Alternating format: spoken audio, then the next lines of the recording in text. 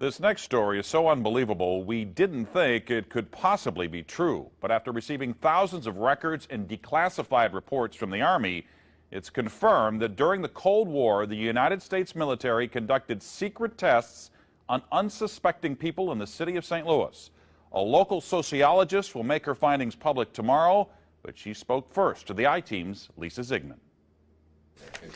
Lisa Martino-Taylor's life work has been to uncover details of the Army's ultra-secret military experiments carried out in St. Louis and other cities during the 1950s and 60s. This study was secretive for a reason.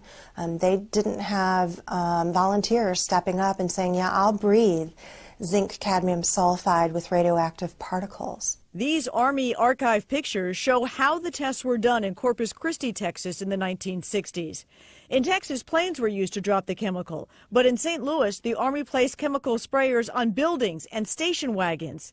City officials were kept in the dark about the tests.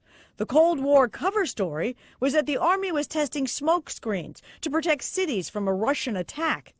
The truth, according to Martino-Taylor, was much more sinister. It's pretty shocking. The level of duplicity and secrecy,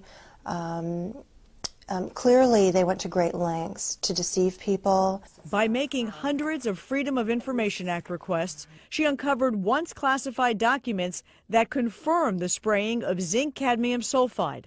The greatest concentration of this compound was sprayed near the Pruitt-Igoe housing complex just south of downtown St. Louis. It was home to 10,000 low-income people, and an estimated 70% were under the age of 12. Martino-Taylor claims they all unknowingly inhaled this compound morning, noon, and night so the government could measure its effects on their lungs. So this is in violation of all medical ethics, all international codes, and the military's own policy at that time. In 1994, then Congressman Richard Gephardt asked the Army to open its records and explain the St. Louis testing. We want to make very sure that nothing went on that would harm anyone and that all the facts are out on the table. Documents released in the 90s show the Army placed sprayers on this former Knights of Columbus building on Lindell and in Forest Park. The Army always insisted the chemical compound was safe. Martino-Taylor believes documents prove otherwise.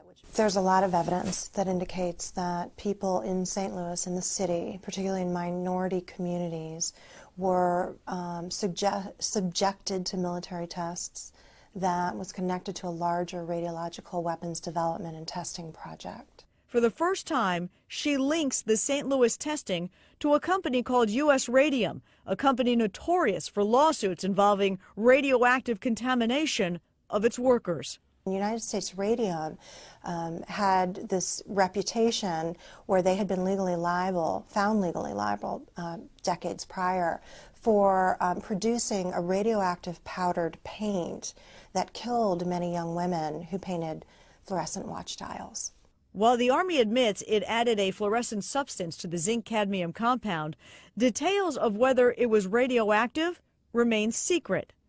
Documents uncovered to date indicate the Army never conducted follow-up studies to see whether the compound caused long-term health issues. In 1972, after years of crime, poverty, and decline, the government destroyed the Pruitt-Igoe housing complex. Lisa Zigman, News Channel 5, I-Team.